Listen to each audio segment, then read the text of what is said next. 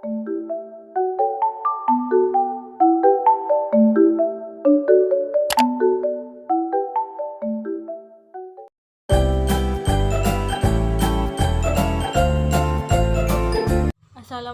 warahmatullahi wabarakatuh. Nama saya Mutiara Sinta dengan NIM 200260669. Saya berasal dari Prodi Informasi Perpustakaan dan Kearsipan, jurusan Bahasa dan Sastra Indonesia dan Daerah, Fakultas Bahasa dan Seni Universitas Negeri Padang. Video kali ini untuk memenuhi ujian akhir semester katalogisasi, membahas salah satu materi pertemuan 1-16, dan kali ini saya akan membahas materi pertemuan 4 mengenai penentuan tajuk entry utama. Untuk pembahasan video ini, simak video berikut cekidot. Penentuan tajuk entry utama. Setiap cantuman bibliografis memiliki satu atau lebih titik subak atau akses poin. Salah satu titik sibak atau akses tersebut ditambahkan pada cantuman bibliografis dan menjadi tajuk. Salah satu tajuk tersebut biasanya dijadikan tajuk entry utama dan akan membentuk kartu utama atau kartu dasar. Teman-teman tahu tidak apa itu tajuk entry utama? Yap, tajuk entry utama adalah pengarang yang bertanggung jawab terhadap isi karya tersebut. Pengarang di sini dapat berupa nama orang dan dapat pula berupa badan korporasi. Selain nama pengarang, judul karya juga dapat menjadi tajuk entry utama. Tajuk entry utama adalah kata pertama yang dicantumkan dalam katalog. Disebut juga sebagai tajuk atau heading suatu karya bahan pustaka. Tajuk entry utama berupa 3 hal. Yang pertama, nama pengarang perorangan, 2 nama badan korporasi, 3 judul. Yang pertama yaitu nama pengarang perorangan. Nama pengarang perorangan adalah orang yang bertanggung jawab terhadap isi suatu karya. Misalkan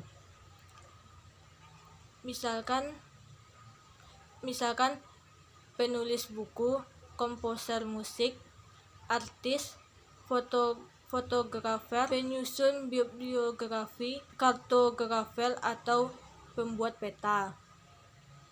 Yang kedua yaitu badan korporasi. Badan korporasi adalah suatu organisasi atau sekelompok orang yang mempunyai satu nama bersama dan bertanggung jawab terhadap isi dari suatu karya tersebut. Seperti perusahaan bisnis, lembaga pemerintahan, pertemuan, konferensi, seminar, lokakarya, dan lain sebagainya. Badan korporasi ditetapkan sebagai tajuk entry utama pada suatu karya apabila karya tersebut memuat atau berhubungan dengan administrasi yang berhubungan dengan badan korporasi yang bersangkutan. Misalnya laporan tahunan, kebijaksanaan, kegiatan, keuangan, personalia, hak milik, dan lain sebagainya. Dan suatu hukum atau kumpulan hukum, peraturan administrasi perjanjian, suatu laporan penelitian, komisi, dan lain-lainnya. Yang ketiga yaitu judul. Judul suatu karya dapat dijadikan sebagai tajuk entry utama apabila 1.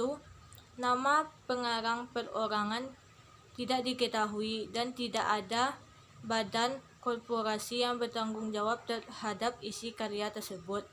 2. Karya tersebut ditulis oleh lebih dari 3 pengarang. dan tidak ada badan korporasi yang bertanggung jawab. Ketiga, suatu karya atau kumpulan yang diproduksi di bawah pimpinan editor dan mempunyai satu judul kolektif. Selanjutnya yaitu mengenai tentang pemilihan tajuk entry utama. Pemilihan tajuk entry utama itu menentukan tajuk entry utama pada dasarnya adalah menentukan penanggung jawab diri suatu karya. Ada 4 jenis kepengarangan. Yang pertama yaitu karya pengarang tunggal.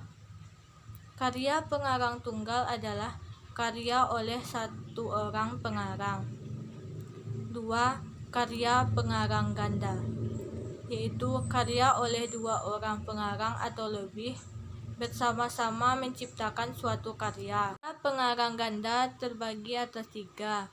A. Karya pengarang ganda. Karya pengarang ganda adalah karya yang lebih dari satu orang.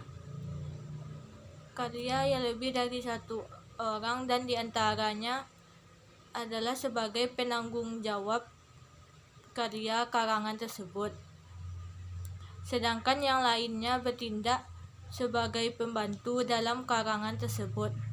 Maka untuk tajuk entry utamanya adalah pengarang utama karya tersebut, sedangkan entry tambahannya yaitu pengarang pembantu yang pertama kali disebut.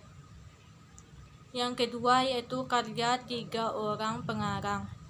Karya 3 orang pengarang yaitu karya yang dikarya oleh 3 orang pengarang.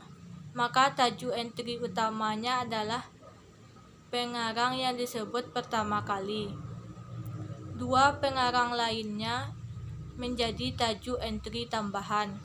Yang ketiga yaitu karya oleh lebih dari 3 orang.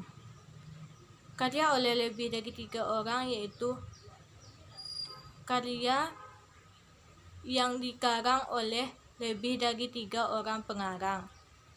Tajuk entry utamanya adalah judul karya tersebut, sedangkan pengarang yang pertama kali disebut menjadi tajuk entry tambahan. Yang ketiga yaitu karya editor. Karya editor adalah karya pengarang ganda lebih dari 3 orang dan dipimpin oleh seorang editor. Untuk yang berjudul kolektif, maka judul karya menjadi entry utama dan editor menjadi tajuk entry tambahan. Sementara itu yang tidak berjudul kolektif, tajuk ditentukan pada pengarang karya yang pertama kali disebut pada halaman judul bila ada, atau pada judul karya yang pertama kali disebut. Terakhir yaitu karya terjemahan. Karya terjemahan adalah karya yang diterjemahkan dari bahasa asing ke dalam bahasa Indonesia atau bahasa asing lainnya. Maka tajuk entry utamanya adalah pengarang asli karya tersebut, sedangkan tajuk entry tambahannya adalah penerjemahan karya tersebut. Selanjutnya tentang tajuk entry tambahan. Tajuk entry tambahan yaitu ada 7 kriteria. Yang pertama, pengarang kedua dan ketiga jika karya kolaboratif. 2. Editor. 3. Judul. 4. Penerjemahan. 5. Ilustrator. 6. Seri pada setiap karya seri. 7. Badan korporasi. Sekian dari saya materi mengenai penentuan tajuk entry utama. Saya mohon maaf apabila ada kekurangan dan jangan